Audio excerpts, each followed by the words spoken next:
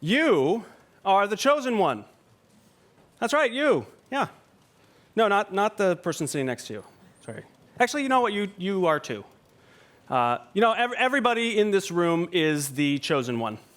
The one that the prophecy foretold. And I'm here to call you on an adventure to a new world. Yeah. You're going to have a lot of great adventures, and they're going to last about an hour and a half. And then you're going to face your nemesis alone. He's going to have a British accent and a tragic backstory. And I'm going to call on you to summon all of your star power and special effects to defeat evil and set up the sequel. Well, this is the message that I got from the multiplex throughout the 80s when I was growing up. I don't know about you, but I was intrigued. And then my English teacher showed a video of this guy, Joseph Campbell. He's the mythology guru. And he had a lot of books behind him. And he showed clips from Star Wars. And he talked about the hero's journey. And I thought it was just spaceships and dragons. No, there was a diagram. I took notes. I clearly possessed all of the necessary characteristics to be a universal hero. I made wisecracks. I was often bored and whiny. I had special knowledge and skills that nobody else understood. I was already in the middle of one of the milestones, the belly of the whale, also known as middle school. And I also, though I didn't realize how important this was at the time, had some other things going for me. I was white and male and straight and able-bodied, just like everyone that I saw in the movies.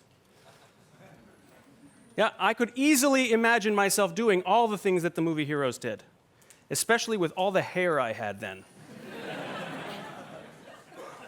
Now, spoiler alert, I did not defeat evil. I don't have a nemesis that I know of. I no longer have hair. But I did go on a journey of some significance about 9 years ago. I crossed a threshold into a strange new world. And many of you may be on this quest too. It's called parenthood. Now, my rudimentary Joseph Campbell training had totally not prepared me for this plot twist. I don't remember a single hero journey about changing diapers. And in fact, I had to give up everything that the movies taught me to care about. My goals, my hygiene, in order to pay attention to these other characters, these small people and their journeys. That is the strangest thing about this hero journey to me, this quest. I am not the protagonist at all. At the very best, I'm like Obi-Wan Kenobi dispensing advice before they go off on their spaceship. And before too long, I'll be the backstory. I'm off the diagram. And out here, I am realizing that I took the hero's journey a little too literally. I think I thought that other people would be archetypes and they'd serve their purpose in my story and then get off the screen. I don't think I was training to be a hero as much as I was training to be a narcissist. For instance, all through my adolescence, I focused a lot on the part of the quest where I should find a female classmate in need of rescuing. The problem was all of the damsels that I knew were functioning pretty well. I didn't know what I could offer them. I spent a lot of 7th grade holding the door open for girls. John Williams music playing in my head. Then it all changed, because in college, a woman pursued me. Great, right? Except I was confused. I'm the chosen one. How can I also be a prize in somebody else's journey? I was evidently a pretty disappointing one while I tried to figure out what role I could play in her many heroic quests. But I'm happy to say, it's been 20 years since that day, and we have established a successful franchise. In fact, we went on the quest of parenthood together. And our favorite thing to do when we can get a sitter is go to the movies. Now, this year, we have seen a lot of amazing hero journeys, some of them based on real life, that are very different from the ones that I saw growing up. And they have had a big impact in my relationship to the hero's journey. This year, we rooted for Jackie Robinson. We went on a quest with Solomon Northup. We identified with the journey of Oscar Grant and Cecil Gaines and his family. Now, it is an unusual sensation for me to see stories where the white guys are not the protagonists. I have gotten used to being demoted from hero to love interest, and even further to dad. But I am not used to being the antagonist. I think this is a big deal. I think if you are a white male, you are shown a lot of images throughout your life that tell you you're the good guy. Even in movies where the plot is explicitly about how many lousy things white people have done in history, a white person somehow gets in the middle there and goes on a journey of redemption. And sometimes a white gal does the same thing. And this,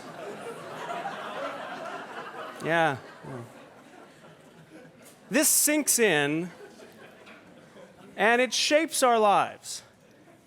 Did you read the study this year that said that TV watching raises kids' self-esteem if you're a white boy? If you're a white girl or a black child, your self-esteem is going to go down. I can imagine why. You're not going to see yourself taking many hero journeys. In 2012, how many US movie ticket buyers were non-white? 44%. When those 44% went to the movie theater, they chose from a lineup of movies in which how many of the speaking characters were white? 76. Of the top 100 movies of all time, how many do you think starred heroes who were not white? 8, by my count. And 5 of them were Will Smith.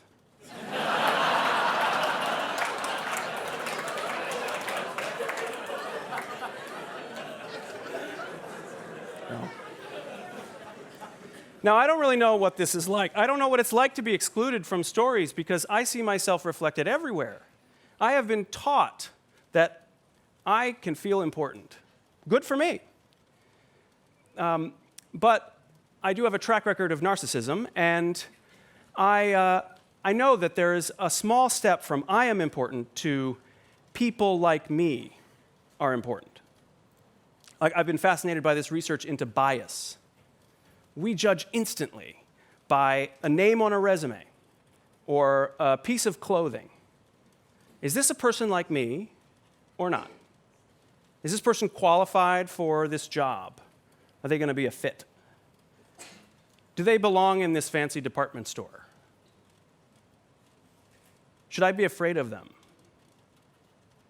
We learn this stuff really early. And these biases add up to a whole lot of people excluded from all kinds of journeys, a whole lot of people off the diagram, not getting speaking roles in pivotal scenes, like corporate boardrooms and jury boxes and the halls of our democracy, newsrooms where we choose what stories we're going to share, the executive suites in Hollywood. That's why it's so amazing that these movies have been made this year. These artists and all of the people who supported their production are amplifying some of those voices. And when white people like me go to 12 Years a Slave and The Butler, we might feel excluded. We might even feel antagonized That's probably a good thing. At least it has been for me. It's one of those moments where I've been jolted off the monomyth into real life, where I've had to protagonize someone else and ease up a little on the heroism and grow up. This might be the real message of Joseph Campbell, that you might face your nemesis alone, and he might have a British accent, but usually we are all supporting actors in all the stories going on around us. And sometimes we're the bad guy. This is what I urgently want to teach my little protagonists before they take off on the spaceship to planet Bias. That protagonize everyone you meet, especially those people you've been taught to ignore. Ask yourself, always, what role are you playing in their story? Because that way, every relationship is a call to adventure, on the threshold to a new and better world. Thank you.